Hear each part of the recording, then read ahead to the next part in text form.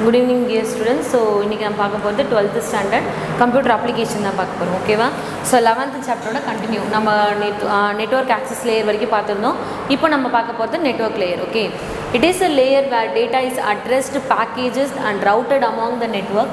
The important network protocol that operate the network layer. So the network layer என்னன்னா இது எல்லாமே data is address எந்த அட்ரஸ்க்கு எந்த டெஸ்டினேஷனுக்கு அங்கே போய் சென்ட் ஆக போகுது அப்படின்ற இன்ஃபர்மேஷன். ஸோ எதை யூஸ் பண்ணுது அப்படின்னா இம்பார்ட்டன்ட் இதுக்குன்னா இன்டர்நெட் ப்ரோட்டோக்கால் ஐபி தான் இதுக்கு ரொம்ப இம்பார்ட்டன்ட். ஸோ ஐபி இருந்தால் மட்டும்தான் அந்த கரெக்டான டெஸ்டினேஷனுக்கு அட்ரஸை போய் சென்ட் பண்ண முடியும். Next one internet protocol IP. Routable protocol which uses IP address to deliver packet. So இது முழுக்க ப்ரோட்டோகால்ஸ் யூஸ் பண்ணி அந்த ஐபி அட்ரஸ் எந்த ஐபி அட்ரஸ்ன்னு பார்த்து பேக்கெட்ஸை டெலிவர் பண்ணுறது தான் இதோட work. Okay, it is and unreliable protocol does not guarantee deliver for information address. So இது வந்து பார்த்திங்கன்னா இது does not guarantee deliver. So கண்டிப்பாக இதுக்கு கேரண்ட் கொடுக்க முடியாது, பட் கரெக்டான அட்ரஸ்க்கு இது கண்டிப்பாக அட்ரஸை சென்ட் பண்ணும் அப்படின்றாங்க. அடுத்தது ஏஆர்பி. ஸோ அதர் நெட்வொர்க் இல்லைங்களா? ஸோ ஏஆர்பின்னா என்னென்னு பார்க்கலாம். ARP address resolution protocol resolve IP address. So இதில் IP address then MAC medium access MAC address சொல்வீங்க இல்லையா? ஸோ அந்த மேக் அட்ரஸ் இது ரெண்டுத்தையும் வச்சு தான் அங்கே ஒர்க் ஆகுது. A MAC address is a hardware identification number. நம்ம மொபைலோ இல்லை சிஸ்டம் யூஸ் பண்ணுறோன்னா அதோட அந்த ஹார்ட்வேரோட ஐடென்டிஃபிகேஷன் நம்பர் தான் MAC அட்ரஸ் அப்படின்னு சொல்லுவோம். That uniquely identify each device. So ஒவ்வொரு டிவைஸுக்குமே அந்த MAC அட்ரஸ்ன்றது யூனிக்காக தான் இருக்கும் on network. To map IP network addresses to the hardware addresses. So அந்த மாதிரி இருக்கிற ஹார்ட்வேர் இந்த MAC அட்ரஸ் தான் என்னென்னு சொல்கிறாங்கன்னா ஐபி அட்ரஸ்ன்னு சொல்கிறாங்க. அடுத்தது ஐசிஎம்பி. ஸோ ஐசிஎம்பின்றது internet control message protocol.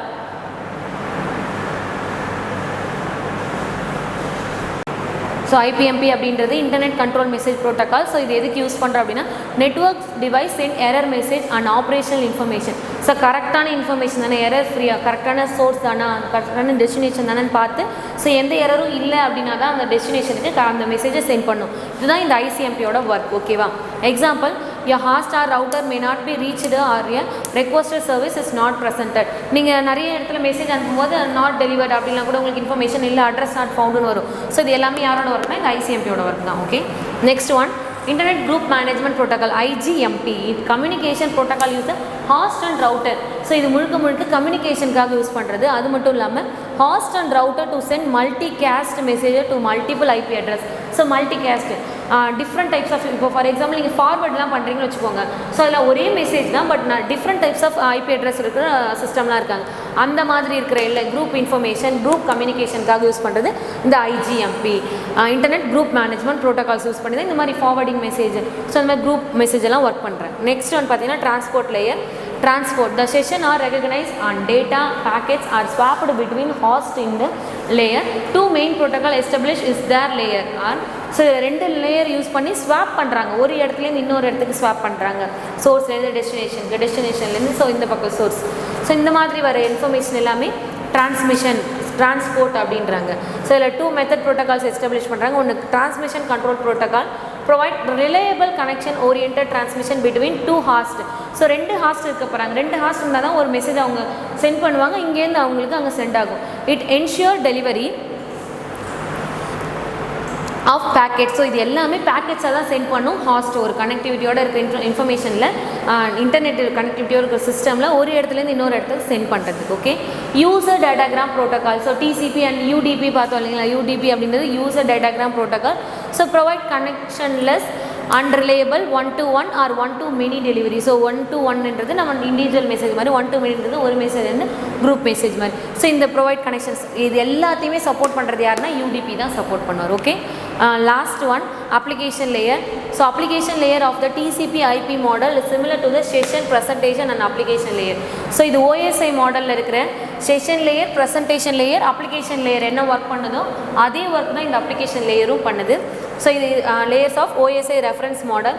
The most popular application layer protocols are. So இதில் மோஸ்ட்டாக ஃபெமிலியராக யூஸ் பண்ணுற அப்ளிகேஷன் என்னென்ன கொடுத்துருக்காங்கன்னா ஹெச்டிடிபி கொடுத்துருப்பாங்க, எஸ்எம்டிபி கொடுத்துருப்பாங்க. ஓகே, ஸோ ஹெச்டிடிபின்றது உனக்கே தெரியும், ஹைப்பர்டெக் ட்ரான்ஸ்ஃபர் ப்ரோட்டோக்கால். ஸோ இதை யூஸ் பண்ணி the core protocol of the world wide web. So நம்ம இன்டர்நெட் கனெக்ட் பண்ணுறோம் இல்லைங்களா, அதுக்காக கனெக்ட் பண்ணுற ப்ரோட்டோக்கால் தான் ஹெச்டிடிபி.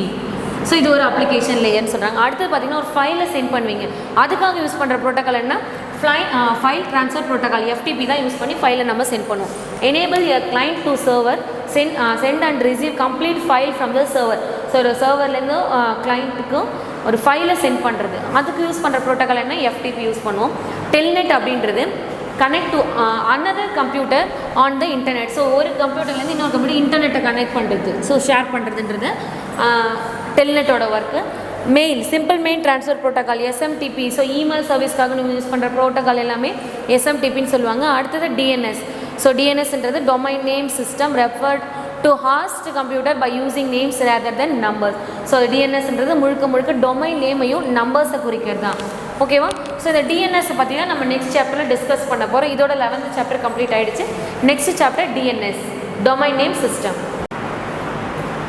நெக்ஸ்ட் பாருங்கள் chapter 12 DNS domain name system learning objective to understand to need of domain name system for proper functioning of internet.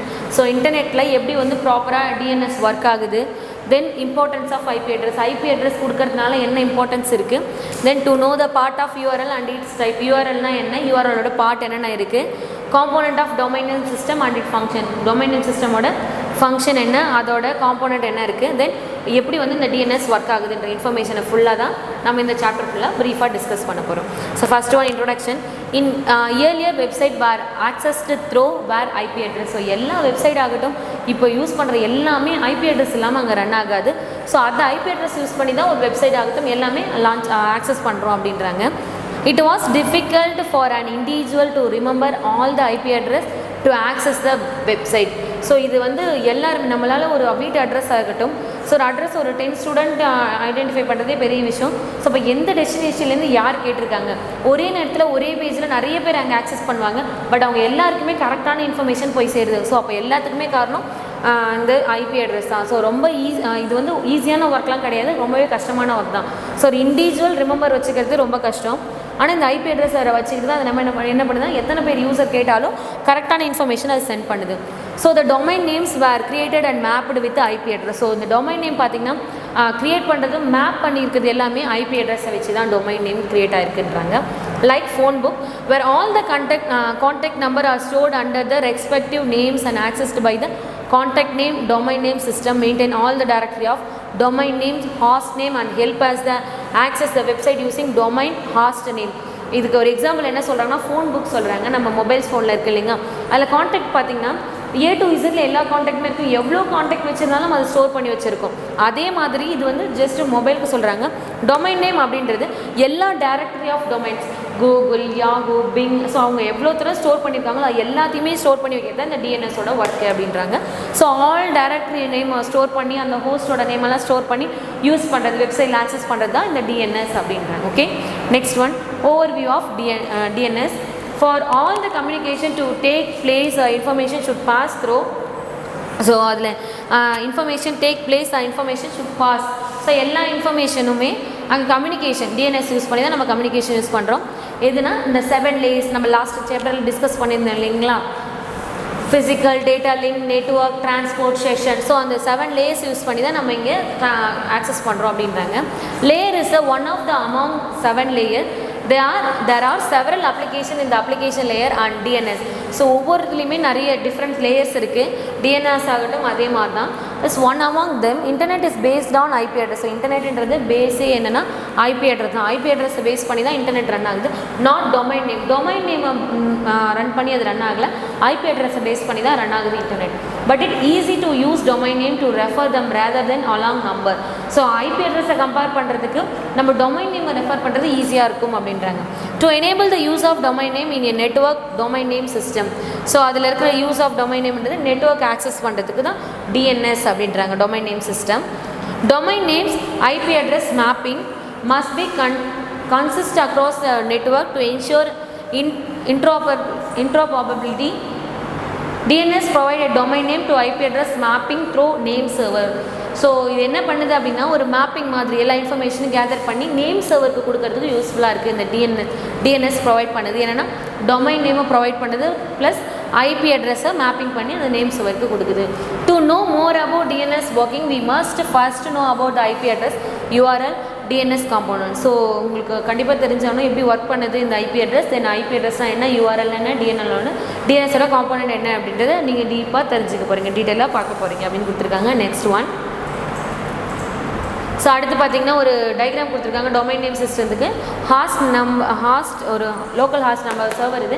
So இங்கே எந்த information கேட்டாலும் டேரெக்டாக அது என்ன போய் இப்போ ஃபார் எக்ஸாம்பிள் இவங்க என்ன டைப் பண்ணுங்கன்னா www.tnschool.government.in கொடுத்துருக்காங்க. இந்த வெப்சைட் டேரெக்டாக எங்கே போகுது, அந்த சர்வர் போகுது. சர்வரில் போய்ட்டு ஸ்டோர் ஆகிட்டு அந்த இன்ஃபர்மேஷன் சர்ச் பண்ணிவிட்டு எப்படி வருது பாருங்கள், இந்த சிஸ்டமோட ஐபி அட்ரஸை அந்த அட்ரஸை ஃபைண்ட் பண்ணி தான் வரும் அப்படின்றாங்க. ஸோ இதுதான் ஒரு டிஎன்எஸ்க்கு எக்ஸாம்பிளாக கொடுத்துருக்காங்க. இங்கே டொமைன் இருந்தது டிஎன் ஸ்கூல்ன்றது டொமைன் நேம். ஓகேவா? So while typing an address, example www.tnschool.government.in அப்படின்னு ஒரு ஐபி அட்ரஸ் நம்ம டைப் while அட்ரஸை நம்ம வெப்சைட் அட்ரஸை டைப் பண்ணுறோம், DNet translate into machine friendly IP address, for example 35.173.69.207. So இந்த மாதிரி அதை ஆட்டோமேட்டிக்காக என்ன பண்ணுன்னா டிஎன்எஸ் இந்த ஐபி அட்ரஸ் என்னன்றதை சேஞ்ச் பண்ணி அந்த சர்வரில் ஸ்டோர் பண்ணும் அப்படின்றாங்க. Is the IP address www.tnschool.in and direct your internet connection to correct website. So நீங்கள் அந்த இந்த வெப்சைட் போன உடனே ஆட்டோமேட்டிக்காக அந்த சர்வரில் ஸ்டோர் ஆகுது இல்லைங்களா, சர்வரில் ஸ்டோர் ஆகும்போது என்னவா ட்ரான்ஸ்லேட் பண்ணுவோம், இந்த ஐபி அட்ரஸை ட்ரான்ஸ்லேட் பண்ணி ஸ்டோர் பண்ணும். ஸோ அது திருப்பி கரெக்டான அட்ரஸ்க்கு எப்படி வருது, இந்த ஐபி அட்ரஸ் என்னென்னு கண்டுபிடிச்சி அந்த ஐபி அட்ரஸ் தான் கரெக்டான வெப்சைட் வந்து நமக்கு அந்த கேட்டிருக்க ஒர்க்கு கொடுக்கும் அப்படின்றாங்க. Next one. ஸோ அடுத்து பார்த்தீங்கன்னா ஐபி அட்ரஸ். ஸோ ஐபி அட்ரஸ்னால் என்ன, நம்ம ஆல்ரெடி பார்த்துருப்போம் டிஎன்எஸ்ல ஐபி அட்ரஸ் ரொம்ப முக்கியம் அப்படின்றது. ஸோ ஐபி அட்ரஸ்னால் என்ன, இன்டர்நெட் ப்ரோட்டோகால். ஸோ இது எதுக்காக யூஸ் பண்ணால் அட்ரஸ், சிம்பிளாக சொல்லணும் இது அட்ரஸ்ன்னு சொல்கிறாங்க. Address is simply the logical address இந்த நெட்வொர்க் லேயர். ஸோ லாஜிக்கல் அட்ரஸை தான் அங்கே நெட்வொர்க் அப்படின்னு சொல்கிறாங்க. Like how the door number, flat number is used to differentiate individual house from the other in the same apartment, IP address is also used to find. So இப்போ ஒரு apartment இருக்குன்னா எப்படி ஒரே மாதிரி தான் இருக்கும், ஒரே அட்ரஸ் தான் இருக்கும், பட் எல்லாத்துக்கும் யூனிக்காக ஃப்ளாட் நம்பர், டோர் நம்பர் கொடுக்குறாங்க இல்லையா, அதே மாதிரி தான் ஒரே இடத்துல ரன் பண்ணால் கூட different types of IP address வச்சு தான் நம்ம அந்த யார் யார் அந்த என்ன கேட்டிருக்காங்கன்ற இன்ஃபர்மேஷனை யூஸ் பண்ணலாம் அப்படின்றாங்க. ஸோ இண்டிவிஜுவல் ஹவுஸ் மாதிரி தான். Okay, next one. So IP at host system is whole network due to the increase the number of system network there is no of more address while lead to addressing. So இந்த IP addressல பார்த்தீங்கன்னா ரெண்டு major method இருக்குது, ஒன்று IPv4 and IPv6. IPv4 address என்னன்னு பார்க்கலாம். So IPv4 address is a 32-bit unique address. So இது வந்து பார்த்தீங்கன்னா 32-bit address given to the computer system.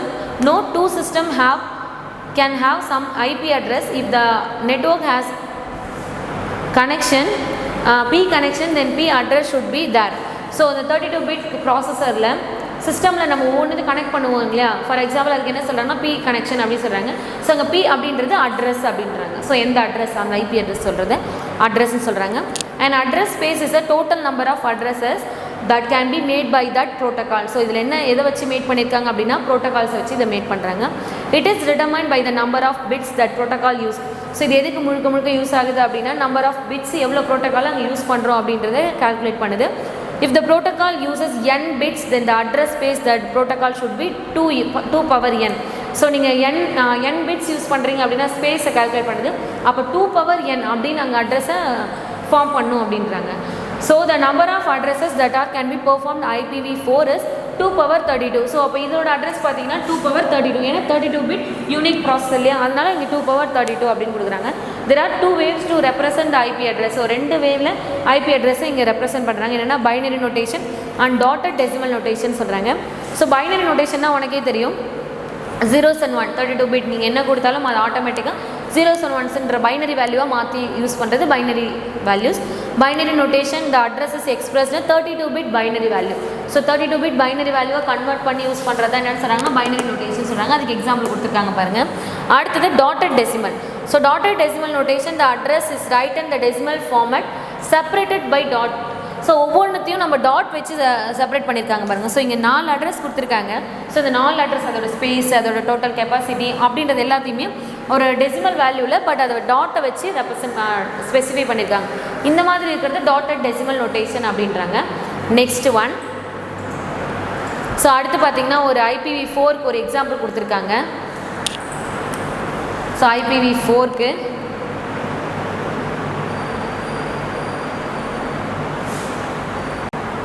Information இங்கே பாருங்கள். IPv4ல் ஸோ அந்த பைனரியை கன்வெர்ட் பண்ணும்போது ஸோ ஒரு 1 byte second byte, third byte, fourth byte. So இந்த மாதிரி பிரிக்கிறது. ஸோ அந்த இன்ஃபர்மேஷன் இந்த ஐபி அட்ரஸ் எப்படி சேஞ்ச் ஆகிருக்கு பாருங்கள். இந்த 122. ஸோ இப்போ இந்த ஃபஸ்ட் பைட்டோட பைனரி வேல்யூ, செகண்ட் பைட்டோட பைனரி வேல்யூ, தேர்ட் பைட்டோட பைனரி வேல்யூ, ஃபோர்த்தோட பைனரி வேல்யூ. ஸோ இதுதான் IPv4. ஒன்று பைனரி நோட்டேஷனாக ஐடென்டிஃபை பண்ணும், இல்லைனா இந்த மாதிரி டாட்டட் டெசிமல் ஐடென்டிஃபை பண்ணும் அப்படின்றாங்க. Okay, next one IPv6.